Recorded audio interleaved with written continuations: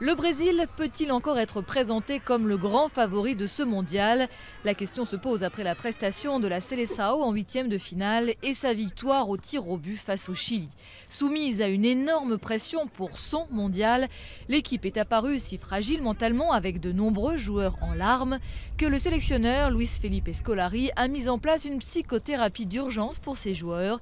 Les Brésiliens ont reçu la visite d'une psychologue dans leur camp d'entraînement de Teresópolis et ils l'assurent, tout va bien.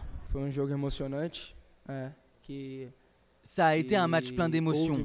J'ai été ému, tous les joueurs l'ont été. Chacun ressent cela à sa façon. Mais nous sommes tous en forme, prêts pour affronter la sélection de la Colombie. Et si Dieu le veut, passer en demi-finale. Remis mentalement, Neymar est aussi physiquement touché à la cuisse gauche. L'attaquant star de la Seleção aurait bien récupéré. Et heureusement pour les Brésiliens, car ils vont bien avoir besoin de lui pour tenir tête à la nouvelle idole de la Colombie, James Rodriguez, étonnant meilleur buteur de ce mondial.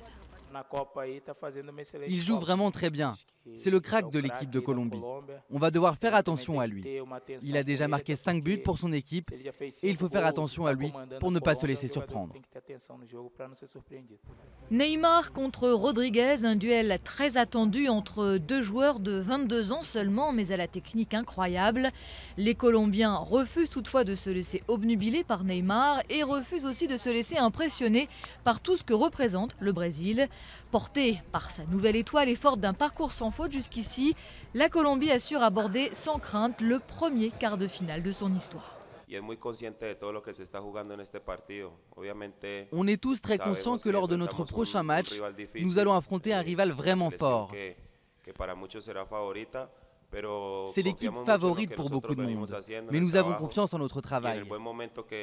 Le groupe est vraiment dans une bonne phase.